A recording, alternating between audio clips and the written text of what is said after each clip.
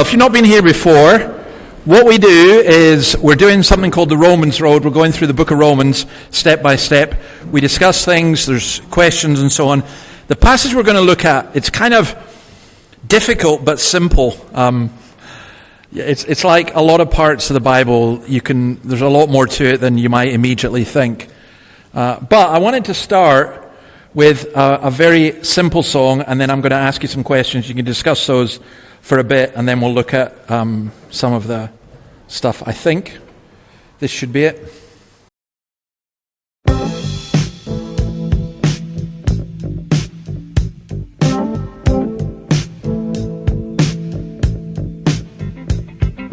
You may be an ambassador to England or France. You may like to gamble. You might like to dance. You may be the heavyweight champion of the world. You may be a socialite with a long string of pearls, but you're gonna have to serve somebody. Yes, indeed, you're gonna have to serve somebody.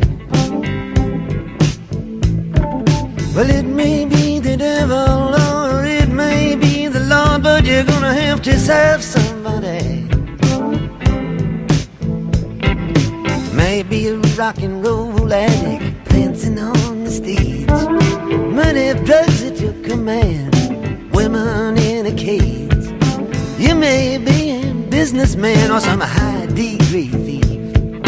They may call you doctor or they may call you chief, but you're gonna have to serve somebody.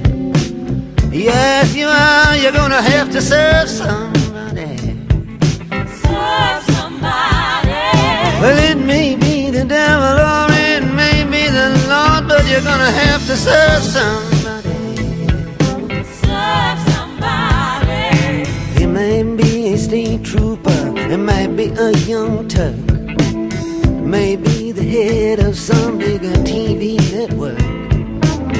You may be rich or poor, you may be blind or lame, maybe living in another country under another name, but you're gonna have to serve somebody.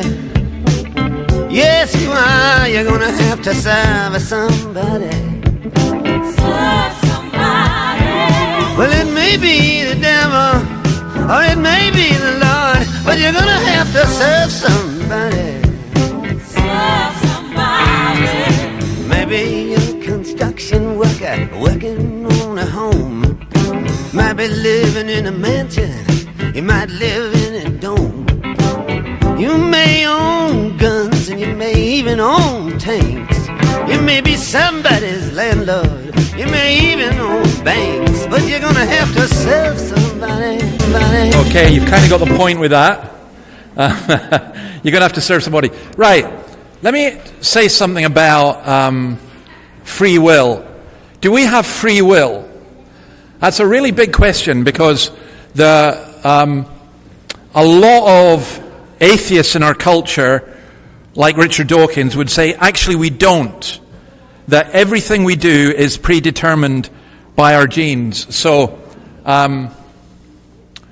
not that this would ever happen, but let's say Noah decided to misbehave himself. You wouldn't do that, would you, Noah? You've seen, you guys, you wouldn't do that. But if he did, he could turn around and he could say to his mum and dad, "It wasn't my fault. I was predetermined to do it." Thankfully he's not listening to me, so that's good. Because I was predestined to do it or whatever. But actually, it's really difficult to think in terms of, to what extent do we have freedom? What is freedom? And particularly, I was going to show the clip, but it was just too blood and guts. You know, Mel Gibson shouting freedom. When I first came first came to Australia, I'd go and speak in a place, and always some teenager would come up to me and say, "Go on, say freedom," because that's what they understood of Scotland. Speaking of freedom here, to free young people, we have kept your seats. But what is freedom? It's a word we use a lot. So I'm reversing this a little bit. I was going to do these questions after we'd had a little bit at Romans 6, but I want us to do the questions first just to give you some kind of idea, basically what is freedom, and in particular, does freedom mean no more rules? You see on the sheet there, what is slavery? Can we love and do as we please? Is slavery freedom? I'll come back to those other questions in a moment. But you see the questions there that are on the sheet. So I just want you basically to discuss freedom. You can discuss it from the passage if you like. We're going to come back to that passage and look at these questions. So go ahead, do that for about 10 to 12 minutes, maybe longer, maybe 15 minutes, and then we'll come back and we'll look at the passage, and then we shall have some Q&A as well. So on you go. It's all yours. If we can take a break for a few minutes, because I want to go through this. We'll come back for you to continue your discussion or to ask any questions. I want to go through these in terms of freedom and slavery. I think I say this every week, but this is really, really important to get this right. Does freedom mean no more rules? Well, obviously not. Right, so the way I would explain it is this. I want to run a marathon. I'm not free to do it unless I get some physical training. I want to cook a fantastic meal. I can't just do it. I want to drive safely, I don't know, to Hawk's Nest. Well, that's very difficult, but I need to obey the rules on the road, or it would be very... So there's a paradox. I mean, I love football, soccer, and right now Steve and I are extremely happy. The Jets are winning. Dundee are winning. The world seems completely surreal. These are experiences that we've never had before. But you only win when people obey the rules. So you've got a coach and he's saying to you, I want you to express yourself, but I want you to work within these constraints. So ironically, when there are rules, you can have greater freedom. Now, there's a balance in here, isn't there? You can have rules all the time. You can have a parent who always says rules. No one wants to leave their children just to run riot. A parent doesn't really love their children if they do that. But equally, you don't want to totally constrain them. So in this passage that we're looking at, shall we sin because we're not under the law but under grace? By no means. See, what was happening there were people who were saying, well, I'm a Christian, and I'm free from sin, and I can do whatever I want. I think the funniest example I've got of that is I did a mission in a place called Livingston. And I remember this mother phoned me. It was a kids thing we were doing. We did a kids club. And she phoned me and she said, are you David? And I said, yeah. She said, you're the guy in charge. I said, well, I think so. She said, come round and see me. I'm not very happy. So I knew she was a parent, so I went round and I said to her, what's the problem? And she said, well, you see my son? I said, yeah, he was badly behaved, but he's doing okay now. Yeah, he tells me, this is what he told me. I asked him to go and tidy his room. I'll not say exactly what he said, but it involved an expletive. And he told me, no, I don't have to. Why? Well, I've become a Christian now. I can do whatever I want. I went, okay, this teaching has not gone too well. And it's not, you get freedom as a Christian, but it doesn't mean no more rules. Now, here's the next one. What is slavery? Don't you know that when you offer yourselves to someone as obedient slaves, you are slaves of the one you obey, whether you are slaves to sin, which leads to death, or to obedience, which leads to righteousness. Now, our problem with slavery is we have an image. I have an image of, slaves in chains. We have a visual image of what slavery is. This is really important to grasp. In the Roman Empire, most slaves were not like that. Most slaves volunteered to be slaves. So how many of you here are teachers? Any teachers, right? Any medical people? Okay. Any cleaners or... So, yeah, you're a cleaner. Okay. You would all have been slaves. Because what you did was, in order to make a living for yourself, so Karl Marx called this wage slavery. He wasn't entirely wrong. You might be in a job where you feel that you don't have the freedom to leave it because you have to pay your mortgage. Well, isn't that kind of slavery, especially if you hate the job? And this idea of slavery, he says here, you offer yourselves. So the idea was, a doctor, for example, would be somebody who would offer themselves as a personal physician to a well-off person or in an army or whatever. And what Paul is doing here is he's saying to the Romans, you understand this, but you've got two main kinds of slaves. You can be a slave to sin, which leads to death, or to obedience, which leads to righteousness. A slave to sin, which leads to death, or to obedience. Now, neither of those really sound like freedom, so let's just keep going with this. Can we love and do as we please? It was St. Augustine who said the only rule is love God and do what you want. But if you love God, then you'll want what he wants.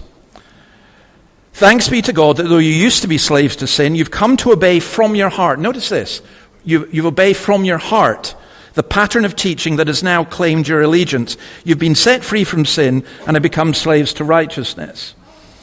So what's really being said there is all human beings sin, and in a sense we're a slave to sin. Now, we understand that in terms of addiction. If I'm an alcoholic, I'm going home tonight, and I might be kidding myself that I can do without a drink, but I'm going to get one. If I'm a drug addict, I might say I'm going to come off the drugs, but I'm still going to inject myself. But you can have different kinds of addiction.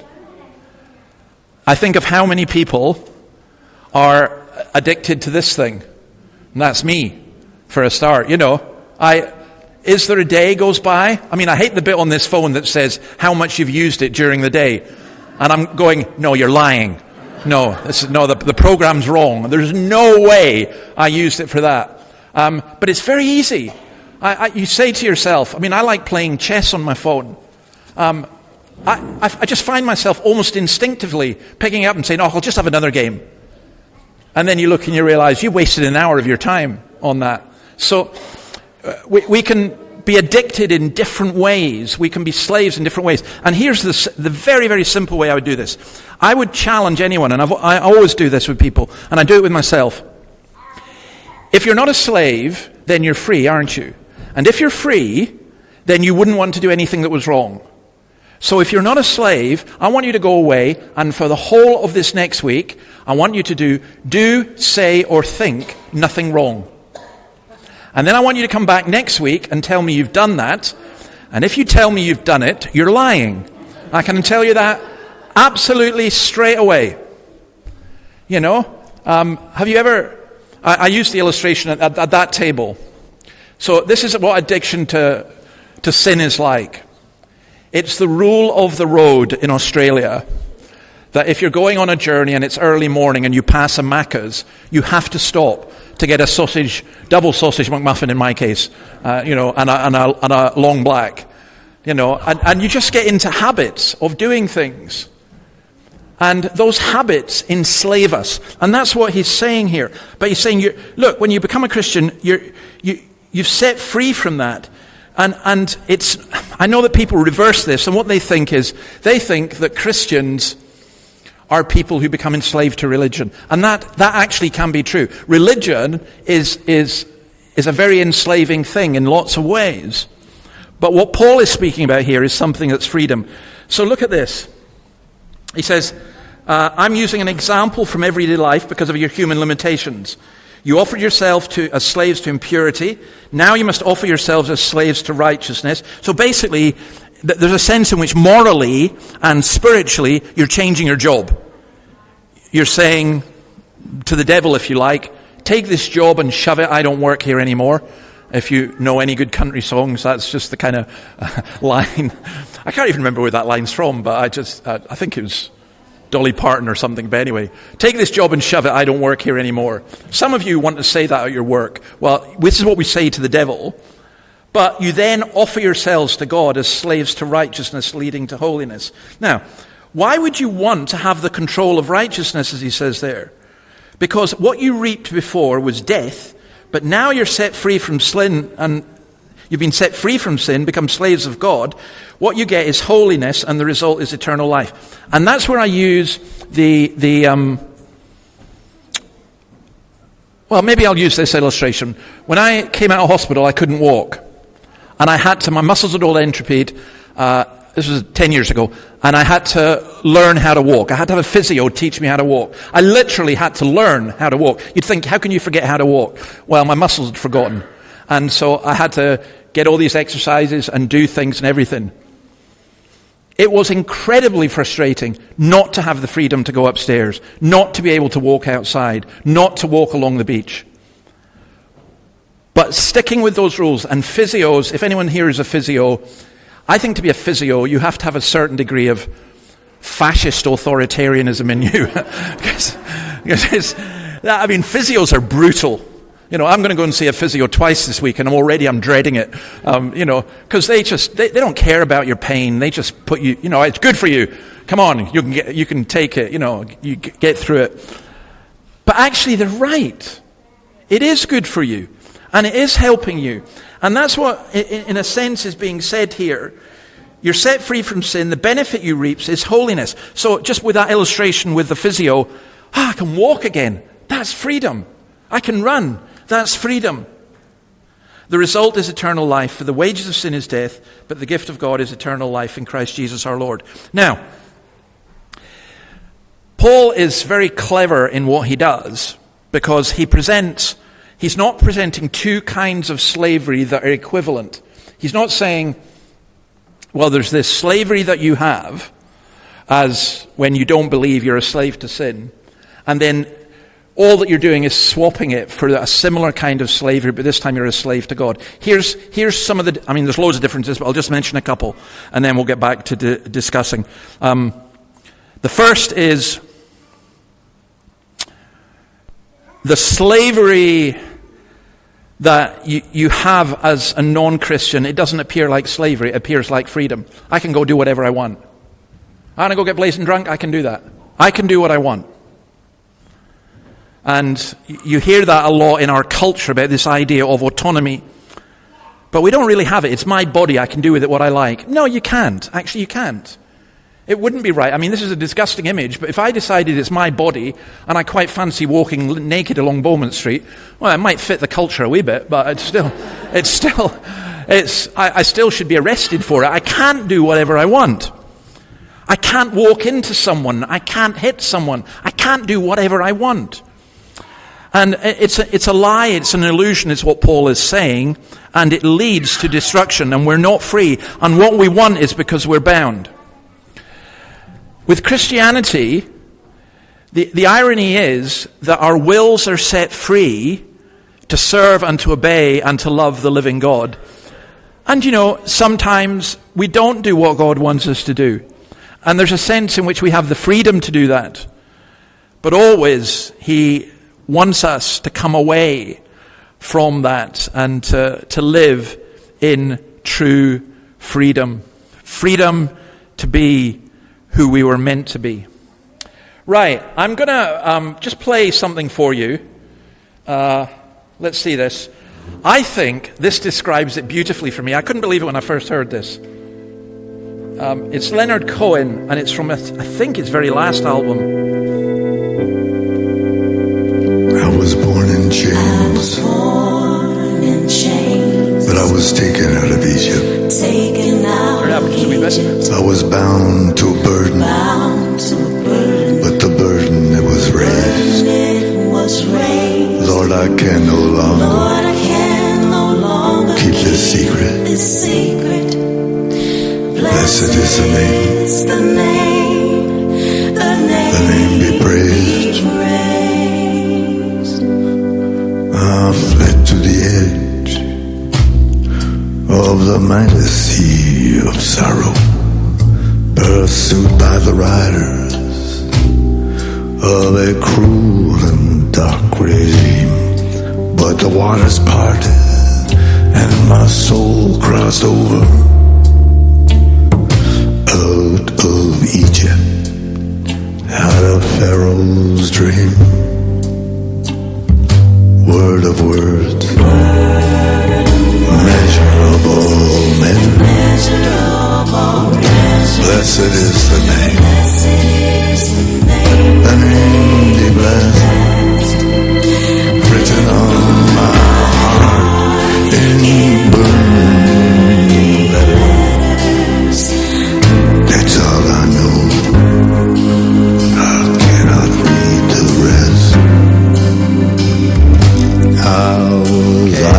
I recommend you listen to it and have a look at it. Leonard Cohen, by the way, had an enormously complex life. He did lots of things that were wrong. He forced one of his girlfriends to have an abortion, for example, which is about as exploitative as you can get. But at the end of his life, he had 3 albums in which he kept referring to God. And in that particular one, he said, I was born in chains, but I was taken out of Egypt. And because he's Jewish, he talks about the name. He can't say God. So he says, blessed be the name. He's not allowed to say the name of God. Blessed be the name. The name has set me free. The name. And it's actually a very powerful thing. I don't know at the end of his life whether Cohen did become a believer, but some of his songs make me think that he did. And that is one of them, actually. But I want us to think about this way. So there's some questions up there. You can carry on with the ones you had. That's fine. If a Christian is forgiven, what incentive do they have not to sin? What can we be enslaved to? And what is real freedom? And also then, if you can think of one question or one comment, you've got 10 minutes. Okay, you've got a couple of minutes to come up with a question or comment. One per table.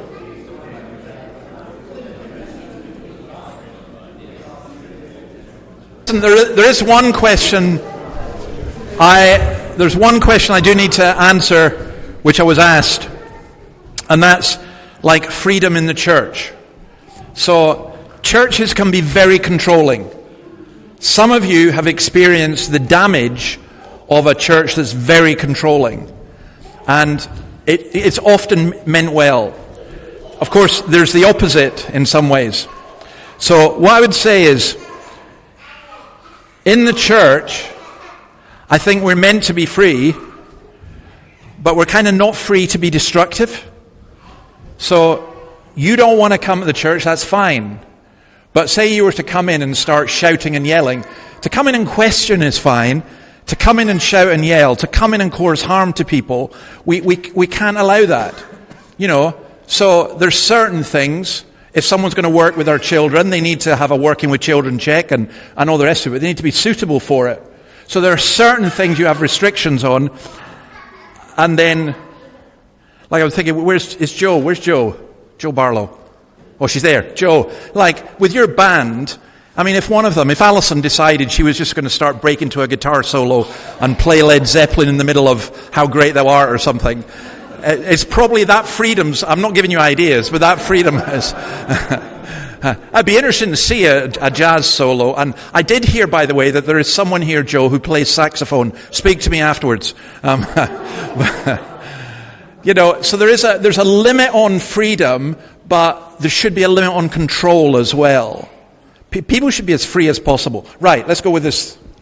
Okay, our question is, if sin no longer rules over me, why do I still struggle with it? If sin no longer rules over me, why do I still struggle? Well, when we get, when we get to Romans chapter 7, which will be when I come back from Scotland, you'll get the answer to that one. That the good that I don't want to do, the evil I don't want to do, that I keep on doing. The good that I want to do, that I can't do. Because there's a battle within us. However, I would say we do have the ability to be freed.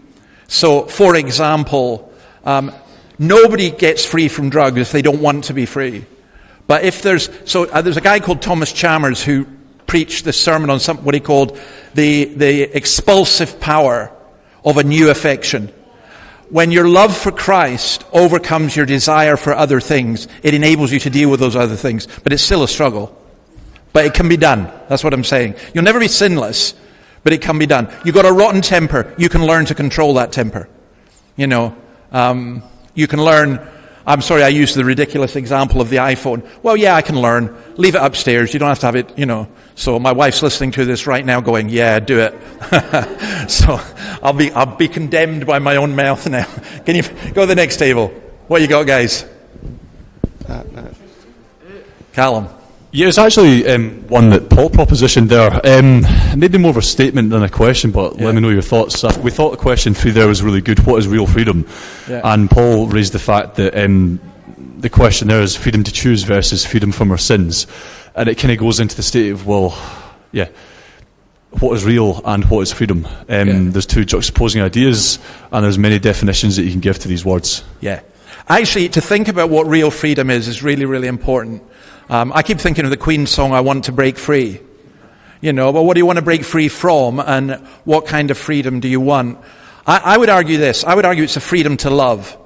It's a freedom to care for other people. It's a freedom to put yourself last. It's being set free from the constraints that bind you into a self-absorption. So strangely enough, I would put it this way. I would even use the poetic terms. It's freedom to fly. It's freedom to soar. It's freedom to be way, way better than we are. It's not freedom to indulge what we want just now. I would argue it's... So in Hebrews, it talks about we've been set free, but set free to serve the living God. And that is actually the ultimate freedom. So, but, man, it's a heavy question philosophically. So you and Scott will get together in the pub afterwards. You're free to do that. And you're going to design a T-shirt, and you're going to walk around saying, what is freedom? You're going to set up something called the Freedom Club, and spend your time talking about it all the time, and the rest of us are just going to enjoy our freedom. So, pass it on. I was going to say, I bet Scott will beat this one big time. Yeah. On you go. Who is it? Oh, no. We democratically voted on my question. Yeah, okay. So I'm not a dictator, I promise. Yeah. So my question's about just the word death that Paul uses, and as a biblical novice, it always jumped out at me as like death, and I was like, well, I don't think he's talking about physical death, because we're not all immortal. Yeah. But then also, there's a spiritual idea of it, and its relationship with eternal life. But then I think there's a third possible way. It's like something more like about decay or destruction, or things that are just really not good, like don't kind of work long term. So that's actually brilliant, and I'll tell you why. Inbred within us is a principle of decay. I'm 63, and I am decaying. Renee's looking at me thinking, how can you be that old? You look so, you just look so young and handsome. But we're not regenerating. We're not time lords.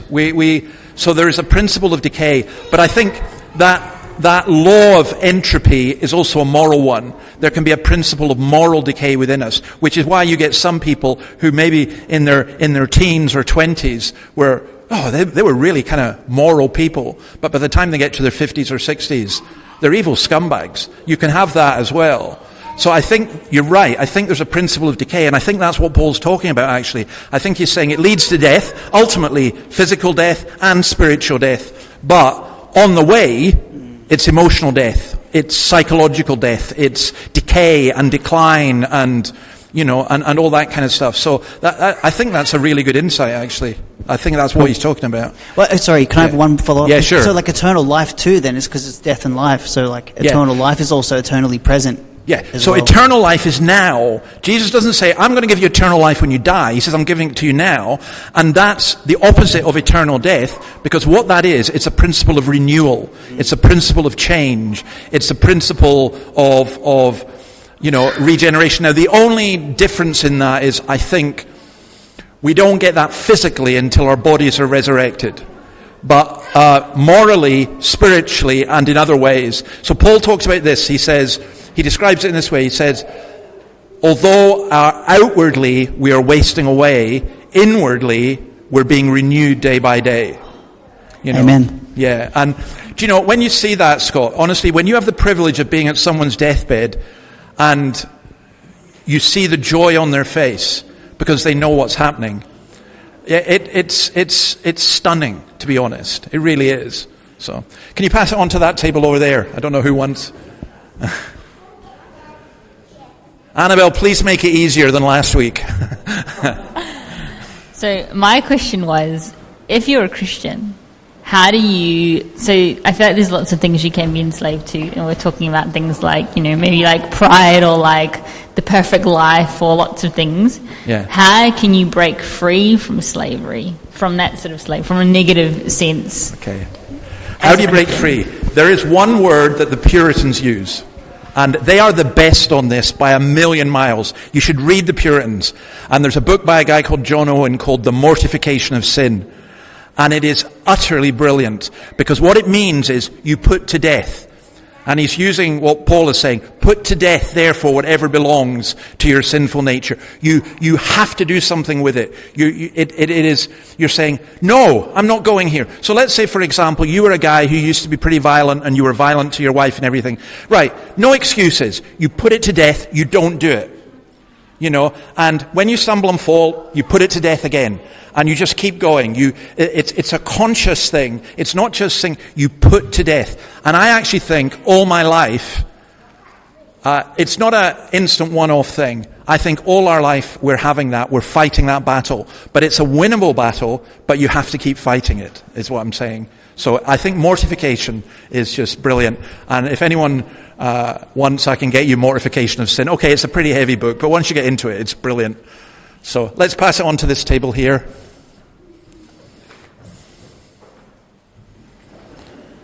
And our question is, how do we judge whether we are enslaved to something? So it might be something that's good. What are the sort of markers that you would kind of use to judge whether we are enslaved to it? I mean, so for example, if you're thinking about, caring for your children, obviously that's a good thing, but then, if you're too over-involved, say with adult children, that sort of thing. Yeah. Look, we can be enslaved even to good things, even to our kids, that we can. And I think what we do is we have to set a comparison between our love for them and our love for Christ, and whether we are prepared to give those things up. So it's not that things are bad. I mean, I think I've said to you before, but when I became a Christian, I kind of thought, it was a wee bit legalistic, you're not supposed to listen to rock music. Well, I had a lot of albums, And then I found, no, that doesn't matter. Of course you can listen to rock music. If you can listen to Wagner, you can listen to the Beatles or whatever.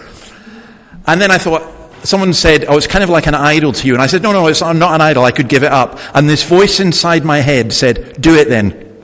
If you can give it up, do it. And I thought, no, I can do it. It doesn't matter. I'm not enslaved to it. I can do it. But do it. Do it. And you know this? I just couldn't let go of that. And I sold all my albums, at least all the ones that were worth selling. I was left with some rubbish. If anyone wants Red Rose Speedway by Wings, you can have it. But, all the good ones. My pride and joy. My Beatles White album, double, on white vinyl. I mean, come on. That's worth a fortune now. And I just sold them or gave them away because I wasn't sure I could do it. And I had to do it to prove I could do it. And I think there's a little bit of that comes in. That's why something like fasting is quite good. I don't need to have, I'll go back to Macca's. Well, right, don't do it. Let's see if you can do it. Let's see if you can drive past without turning back, And I think that's a trivial example, but there are lots of things. So I think it's not that you're just negative, you have to look at the positive, and back to the expulsive power of the new affection. Is my love for Jesus such that I am prepared even to give up my own life and not to do the things? That's the real radical challenge. I think about missionaries who went to Africa and Asia in the 19th century, and they didn't go thinking they were coming back on furlough. 40% of them would die without seeing their children again. Or their parents again. Well, were they cruel? Were they heartless? No, they weren't. But they were just prepared. If that's the way it has to be. So, yeah. Let's go on to the last one, and then we're done.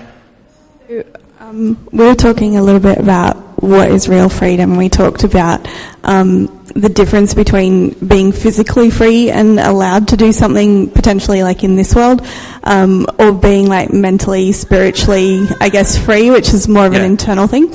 So one of the things that was brought up was, the iconic photo of the guy in Tiananmen Square with the grocery bags and he's about to get run over by a tank.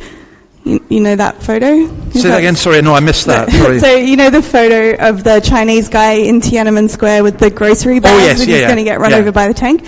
And we sort of said, well, that's kind of true freedom for him in that moment, because he's like willing to give up everything. He's got nothing to lose. So he's completely free. Yeah. But he's not actually free physically, and we sort of talked a bit about what's happening in Iran and different places and the law. So the question is sort of around, if you're a Christian and you are a slave to what God wants you to do, kind of like the early Christians weren't free in Rome to necessarily follow God, how do we balance that in our lives? Okay, or got you. like here and all around the world, I guess. Okay, got you. So here's the thing.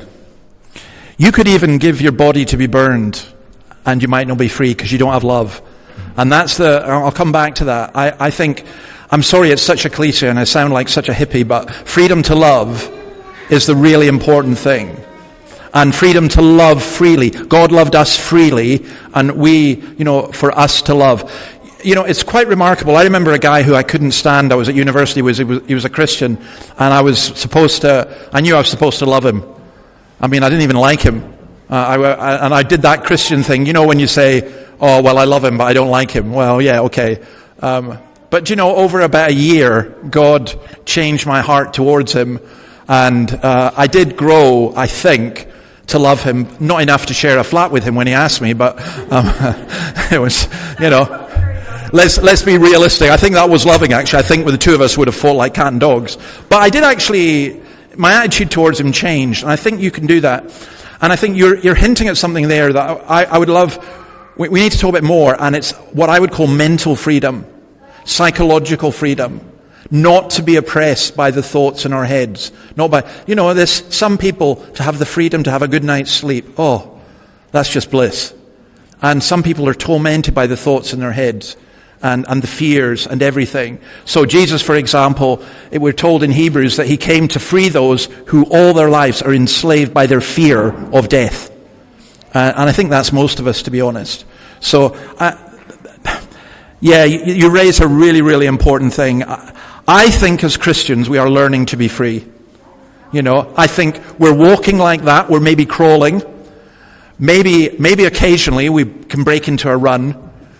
When you're flying, you're probably on your way to heaven then. The angels are probably taking you, that's... Right, let me just finish with this. You see what it says at the end there? The wages of sin is death, but the gift of God is eternal life.